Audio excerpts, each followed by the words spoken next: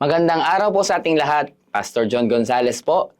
Welcome po tayong lahat sa ating pong araw-araw na pagpapala. Hatid po sa atin ng JCSGO. Hallelujah. Tayo po'y manalangin. Aming Ama na sa langit, salamat po o Diyos sa araw na ito na ang aming pong pagpapala ay nagbumula sa iyo. The source of our blessings in a daily basis, Panginoon, ay tunay na nagbumula sa iyo, God. Pinapupurihan ka namin, dinadakila at pinasasalamatan, Panginoon. We expect, Lord, that your word will reveal to us in a powerful way today as we listen to your word. Hallelujah. We praise you, Lord, in the mighty name of Jesus. Amen. Kamusta po kayo? At ako po'y nagagalak na minsan pa tayo po'y muling nagkakarinigan dito po sa ating platform kung saan nyo man po ito napapanood o napapakinggan ay maging kalakasan po natin ang pag-aaral ng salita ng Diyos. Ngayon pong araw na ito, isa-share ko sa inyo ang nasa Psalms or nasa mga awit, chapter 1. Ang kauna-unahang awit po at magsisimula po tayo sa verse 1 hanggang 3. So basahin po natin siya sa Tagalog. Mapalad ang taong hindi sumusunod sa payo ng masama, ni hindi nahuhulog sa masamang pamumuhay, at hindi nakikisama sa mga biro-biro, kundi ang kanyang kasiyahan ay nasa kautusan ng Panginoon, at siya'y nagbubulay-bulay sa kautusan araw at gabi. Siya'y katulad ng punong kahoy na itinanim sa tabi ng umaagos na tubig, na namumunga sa kapanahunan, at ang mga dahon nito'y hindi nalalanta, at ang lahat ng kanyang ginagawa ay umuunlad. Hallelujah. Napakaganda pong salita ng Panginoon, lalo po dun sa last part, everything He does prospers. Yan po tayo pagka tayo ay tunay na nakatayo at naglilingkod sa Panginoon at nakapaloob sa Kanyang presensya. Hallelujah. At sa ating pong buhay po, hindi po tayo tumitigil sa ating pong pagsisikap. Dahil po dyan, lagi po tayo nag-iisip. Lagi pong umaandar ang ating pong mga kaisipan. Lagi po tayong, we keep on thinking of a lot of things. May mga narinig pa nga tayo na may mga tao na nag-overthink. And I hope sa ating pong mga Kristiyano na po at may pananampalataya sa Panginoon, hindi na po natin dapat sakit ang pag-overthink. Amen? Because tayo po ay, ang ating pong pag-iisip ay lagi na lamang pong nagme-meditate sa salita ng Diyos. Sabi po dito, di ba, sa binasa po natin, He is like a tree planted by the streams of water. So ito pong streams na to, sa katunayan po kasi, ang isang ilog, hindi lang po siya talaga dumadaloy sa isang direction. Yan po yung ibig sabihin ng streams. Ibig sabihin po, pag nag-overflow ang isang ilog, for example po, Marikina River or Pasig River, tatandaan po natin na hindi po yan iisang lugar lang. Meron po yung ibang channels na pinupuntahan. Ganyan din po ang ating isip at hindi na po natin napipigilan yan. Dahil po yung nilikhahan ng Diyos in that way of how our mind thinks. Subalit, pupunuin po natin ng salita ng Diyos in every situations of our life. Ito pong streams na to, tayo po yan. Ito pong streams na to, binagyan po natin ng acrostics and pwede po natin itong i-refer as 7 streams of prayer. Dahil, di ba po, sinabi sa Biblia, never stop praying. So, ano po bang ginagamit natin sa ating pong pananalangin? Hindi ba po ang ating pag-iisip?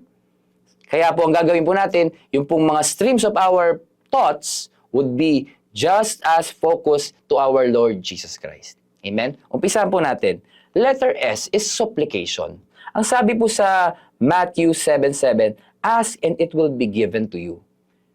Amen? At kadalasan po, pag tayo po nananalangin, hindi po sinasadya na talaga naaalala lang na talaga natin na manalangin pag tayo may hinihingi. Kaya po sa pagkakataon ko na to, inunan ko na po na yung letter S is supplication. So balit po, kung iyan po ang nagiging gawin natin, at least nagpe-pray po tayo, wag po nating ikahiya na lumapit sa Panginoon. Gusto niya na ang kanyang mga anak ay lumalapit at nananalangin sa Kanya. Katulad nga po ng binasa natin, ask and it will be given to you. Ibig sabihin po, isang utos ng Diyos na tayo po'y lumapit at humingi sa Kanya. Amen? Letter T, thanksgiving or having the heart and thought of being grateful and in gratitude with the Lord. Ang sabi sa 1 Thessalonians 5:18, give thanks in all circumstances. Hallelujah. So, ibig sabihin po, instead po na tayo ay magreklamo, umangal, or magkaroon ng mga negative comments sa ating paligid, yung streams po ng ating isip, puro po pagpapasalamat. Lagi po tayo mag-isip ng mga ipagpapasalamat natin sa Panginoon. Pagka po tayo nagbabudget ng ating mga finances, ay thank you Lord, may binabudget pa po ako. Amen? Hallelujah. Mga ganun po, lagi po tayo nakafocus in grateful thanksgiving to our Lord.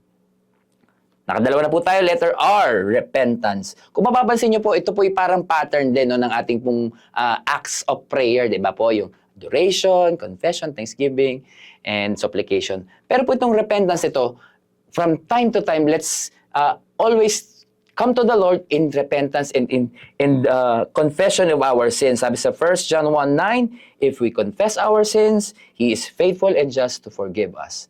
Lagi po yan. Dahil po, we still live in a fallen world. At from time to time po, hindi po natin napipigilan na tayo po ay nagkakamali, nagkakasala, na sinasadya man to, o hindi, premeditated man, o nagawa mo out of impulse, always ask for repentance from the Lord. Letter E.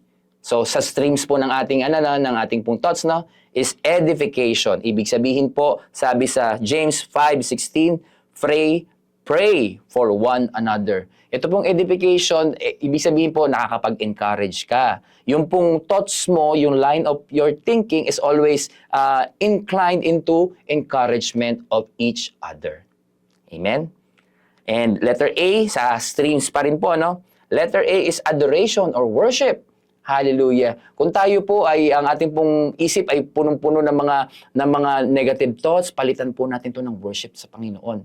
And sabi nga po ng isang pastor, kung meron kang isang oras para manalangin, 45 minutes doon, ilaan mo sa pagsamba. Amen? Hallelujah. Sinabi po dito sa Psalms 96 verse 6, or Psalms 96 verse 9, worship the Lord in the beauty of His holiness. Hallelujah. At habang pong binabaybay natin to, nasa letter M na po tayo bago po tayo matapos. Meditation po yung letter M or guidance dahil po ang salita ng Diyos ay ilaw po sa ating mga lalakaran. Sinabi po yan sa Psalms 119:105. Your word is a lamp to my feet and a light to my path. And finally, letter S po sa ating acronym for today. He is like a tree planted by the streams of water. That letter S po is surrender, commitment. Tandaan po natin na ang pinakamahirap po sa buhay natin madalas is kung paano natin isusuko. Amen? Dahil po madalas inaangkin pa rin natin yung ating pong kakayahan na ayaw natin ibigay sa Panginoon dahil alam pa natin na kaya pa natin. Lagi po nating i-incline ang ating pong isip sa pag-surrender po sa kapangyarihan ng Panginoon. Sabi po sa Luke 22 verse 42, si Jesus na po ang nagsabi nito, not my will but yours be done. Kung kaya po natin itong gawing daily thoughts sa streams po ng ating pag-iisip, I encourage you to do so, mga kapatid, dahil po ang ating pong isip ay lagi pong dapat nananalangin at nakatuon sa pagsamba sa Panginoon. Hallelujah. Salamat po sa ating pong pag-aaral ngayong araw na ito. Tayo po'y manalangin. Aming Ama na sa langit, pinapupurihan, dinadakila, tinataas ka namin, O God. Let every day of our life be focused in praying to you, in worshiping you, and all of our thoughts always be in the stream, Panginoon, para kaming mga puno na nakatanim sa tabi ng batisan, Panginoon, upang ang aming mga bunga ay laging masagana at hindi nauubos sa lahat ng panahon. Salamat, O Diyos, dahil Ikaw ang nagbibigay sa amin ng ganitong revelasyon, Panginoon, sa araw-araw. Purihin ka, dakilain ka. Salamat po, Panginoon. We love you, Lord. We love you, Jesus. In your most precious name we pray. Amen.